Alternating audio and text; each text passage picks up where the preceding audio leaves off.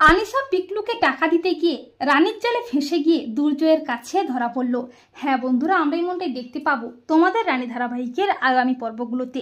ছদ্মবেশী রানীকে নিয়ে দুর্জয়ের মনে সন্দেহ হয়। এরপর দুর্জয় খাবার খেতে গেলে ছদ্মবেশী রানী দুর্জয়ের হাতটা ধরে ফেলে আর বলে, এই খাবারটা খাবেন না, এতে হিং দেওয়া আছে, আর হিং খেলে তো আপনার শরীর খারাপ হয়। তা শুনে সবাই চমকে যায়। দুর্জয়ের মনেও সন্দেহ হয়। দুর্জয় বলে, আমার যে হিং খেলে শরীর খারাপ হয় তুমি জানলে কি করে? তখন ঋতম আর দেবযানী এসে রানীকে বাঁচিয়ে নেয়। ঋতম বলে, আমরাই তো কালকে বলাবলি করছিলাম, তাই ও বোধহয় শুনে ফেলেছে। কিন্তু দুর্জয়ের মন থেকে এত সহজে সন্দেহ দূর হয় না। দুর্জয় মনে মনে ভাবে, কিন্তু এই মেয়েটার স্পর্শ আমার এত চেনা লাগলো কেন? কে এই মেয়েটা? আমাকে জানতেই হবে। এই বলে দুর্জয় ছদ্মবেশী রানীর ওপর নজর রাখে। অপরদিকে আনিশা প্ল্যান করে দুর্জয়কে বিপদে ফেলার জন্য। এরপর রানীর প্ল্যান মতো আনিশা পিকলুকে টাকা দিতে যাওয়ার জন্য তৈরি হয়ে যায়। অপরদিকে রানীও আনিশার মুখোশ খোলার জন্য ভয়ঙ্কর নবচেতনা রূপে সেজে ওঠে।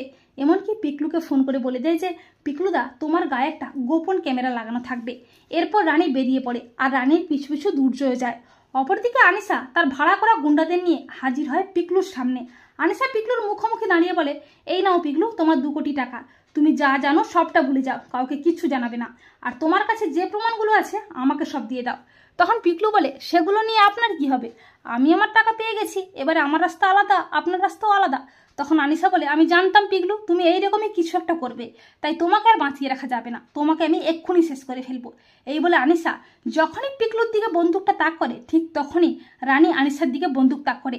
আনিশা বলে, কে কে তুমি? তখন রানী বলে, নবচেতনা।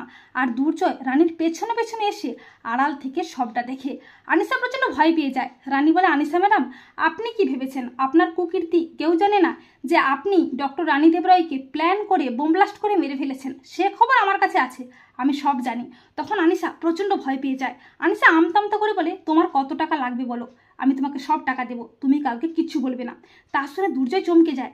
দুর্জয় বলে, তার মানে আমার সন্দেহটাই ঠিক, আনিশাই রানীকে প্ল্যান করে বোম ব্লাস্ট করে মেরে ফেলেছে। ওকে আমি ছাড়বো না, ওকে শেষ করে ফেলবো। আর ওই কালো পোশাকের মেয়েটিকে, আমার রানীও তো এই ধরনের কালো পোশাক পরে অন্যায়কারীদের শাস্তি দেয়, তবে কি ওই আমার রানী? আমার রানী তার মানে বেঁচে আছে? তো বন্ধুরা, এমনটা যদি দেখানো হয় তোমাদের কেমন লাগবে কমেন্ট করে এক্ষুনি জানিয়ে দাও তোমাদের মতামতটি।